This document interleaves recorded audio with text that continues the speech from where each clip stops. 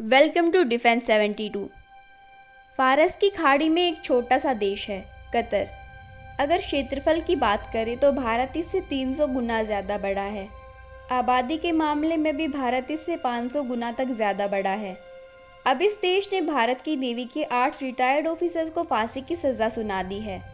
पिछले साल कतर की इंटेलिजेंस एजेंसी ने आधी रात को अपने घरों में सो रहे भारत के उन 8 पूर्व ऑफिसर्स को उठा लिया जो कतर की ही कंपनी दहरा ग्लोबल टेक्नोलॉजी में काम करते थे।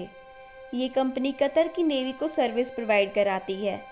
इन एक्स ऑफिसर्स पर आरोप है कि इटली से खरीदी गई कतर की पनडुब्बियों की सीक्रेट इंफॉर्मेशन इसराइल के हवाले कर दी। जब भारत सरकार ने इस इशू पर इंफॉर्मेशन मांगी तब कतर की तरफ से कोई सबूत मुहैया नहीं कराए गए।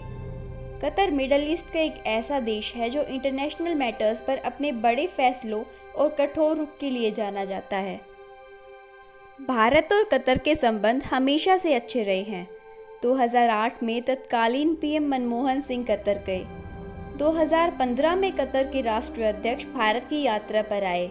उसके बाद 2016 में पीएम मोदी भी कतर की यात्रा पर गए थे।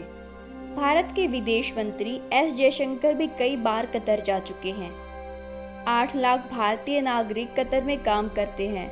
कतर के साथ भारत का एक समझौता भी हुआ था कि कतर में सजा पाए बंदियों को भारत भी लाया जा सकता है। तो पहला विकल्प तो भारत के पास यही खुला है कि हमारे पास एग्रीमेंट है। अगर कतर ये भी बोलता है कि इन पर बहुत गंभीर आरोप लगे हैं, इनको छोड़ना पॉसिबल नहीं है, तो भारत के एग्रीमेंट के अंडर ये बोला जा सकता है कि सबूत के साथ इन्हें भारत भेज दिया जाए, हम अपने यहाँ केस चला लेंगे। उसके बाद ये कि कतर के राष्ट्रीय अध्यक्ष के पास फांसी की सज़ा को माफ़ करने का भी अधिकार होता है। भारत के नागरिकों ने वहाँ क्षमा प्रार्थना पहले से ही डाल रखी है। उसके बाद वहाँ कतर के हेड ऑफ स्टेट 18 दिसंबर को राष्ट्रीय दिवस और रमज़ान के दौरान फांसी की सज़ा को माफ़ करते हैं। कतर के साथ अच्छे संबंधों की वजह से ये कहा जा रहा है कि भारत फांसी की सज़ा पाए अपने नागरिकों को बचा लेगा। यहाँ पर भारत अपने संबंधों का इस्तेमाल कर सकता है। भारत के पास डिप्लोमेटिक रास्ते भी हैं। भारत अपने नागरिकों को बचाने के लिए अमेरिका की भी मदद ले सकता है, क्योंकि अमेरिका और कतर के संबंध काफ़ी अच्छे हैं। कतर में अमेरिका सबसे बड़ा विदेशी निवेशक है।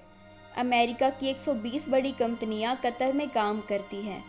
कतर ने सितंबर में 5 अमेरिकी नागरिकों को रिहा कराया था। इस इशू पर पीएम मोदी जो बाइडेन से भी बात कर सहायता ले सकते हैं। ग्लोबल डिप्लोमेसी में ऐसी बहुत सी चीज़ें हैं जो अंदर ही अंदर चलती रहती है। सब कुछ एक दूसरे से इंटरकनेक्टेड होता है, लेकिन दिखता नहीं है, जिनका इम्पैक्ट भी बहुत कुछ अफेक्ट कर सकता है। अब देखना ये है कि भारत यहाँ पर क्या रुख अपनाता है। Thanks for watching, subscribe to this channel and stay tuned for more such updates.